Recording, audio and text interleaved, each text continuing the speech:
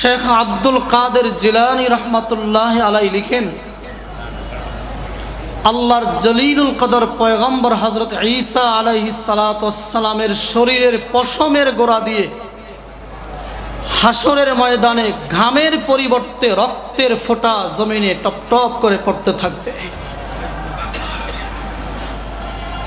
সেদিনটা কত ভয়াবহ হবে। আল্লাহ বলেন, ইয়াউমা ইয়াকুমুন নাসু লিরাব্বিল আলামিন।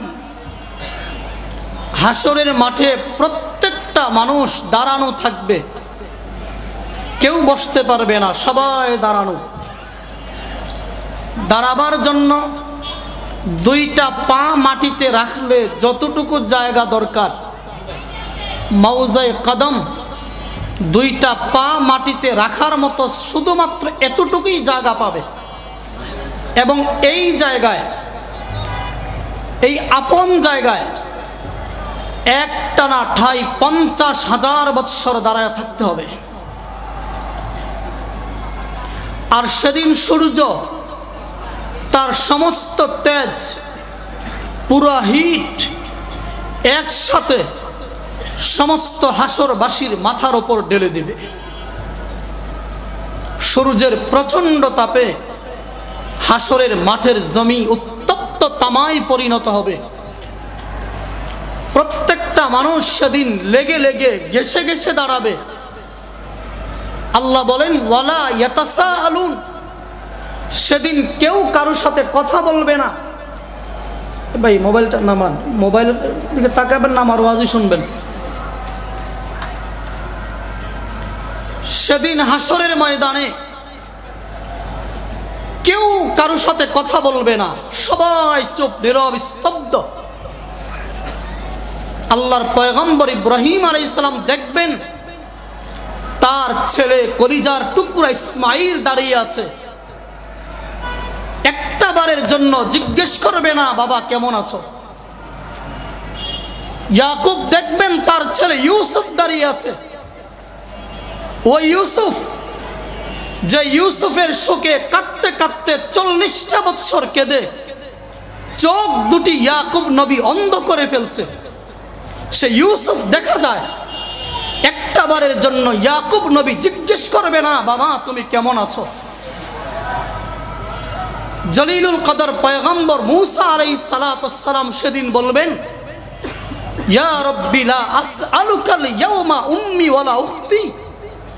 আজকের দিনে আমার মা আমার বোন সম্পর্কে আমি জানতে চাই না, বাল আসআলুকা নাফসি, আমি নিজের সম্পর্কে বাঁচতে চাই, আমাকে বাঁচান, আমাকে বাঁচান।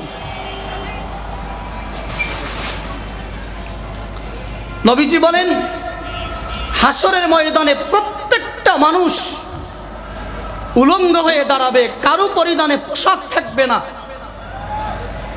মা আয়েশা রাদিয়াল্লাহু আনহা বলেন, ইয়া রাসূলুল্লাহ, মায়ের সামনে ছেলে যদি উলঙ্গ হয়ে দাঁড়ায়, বাবার সামনে মেয়ে যদি উলঙ্গ হয়ে দাঁড়ায়, সেদিন কি আমাদের শরম লাগবে না, লজ্জা হবে না? নবীজি বলেন, আয়েশা রে, ওই দিনটা এত ভয়াবহ হবে, অন্যের পরিধানে কাপড় আছে কিনা এটা তো দূরের কথা, নিজের পরনে কাপড় আছে কিনা এই খবরও সেদিন থাকবে না। প্রত্যেকটা মানুষ হাসরের ময়দানে গোটা জিন্দেগির হিসাব নিকাশের জন্য আল্লাহর আদালতে দাঁড়াতে হবে। সূরাতুল মারইয়ামের 95 নম্বর আয়াতে আল্লাহ বলেন, ওয়া কুল্লুহুম আতিহি ইয়াউমাল কিয়ামাতি ফারদা। প্রত্যেকটা মানুষ হাসরের দিন বিচার দিবসে আমি আল্লাহর আদালতে একা একা দাঁড়াবে। কারো সামনে কারো পিছনে দোস্ত বন্ধু আত্মীয় স্বজন মা বাপ ভাই বারাদার কেউ কারো পিছনে সামনে কারোর সাথে কেউ থাকবে না। আল্লাহ বলেন, প্রত্যেকটা মানুষ একা একা এককভাবে আলাদা আলাদা ভাবে আমি আল্লাহর সামনে বিচারের কাঠগড়ায় দাঁড়াবে। এরপরে আল্লাহ বলেন, লাকাদ আহসাহুম ওয়া আদ্দাহুম আদ্দা। আল্লাহ বলবেন, বান্দা তোমার 70-80 বৎসরের জীবনের গোটা জীবনের হিসাব ভিডিও ফিল্ম আমি আল্লাহর সামনে পরিষ্কার রেকর্ড আছে। রাত কয়টার সময় তুমি ঘুমাইতা, সকাল কয়টায় তোমার ঘুম ভাঙতো, বন্ধুর সাথে কোন পার্কে, কোন রেস্তোরাঁয়, কোন আড্ডাখানায় তুমি সময় দিতা, সব আমার কাছে রেকর্ড আছে। দরজা জানালা বন্ধ করে ভদ্র পরিবেশে রাতের অন্ধকারে রাত 2টা-3টায় তুমি কি করতা, সেটি আমি আল্লাহর কাছে পরিষ্কারভাবে রেকর্ড আছে। আল্লাহ বলেন তোমার 70 বৎসরের জীবন আমি আল্লাহ পরিষ্কারভাবে একেবারে সুস্পষ্টভাবে সব কিছু আমি আল্লাহ পরিষ্কারভাবে রেকর্ড করে রাখছি।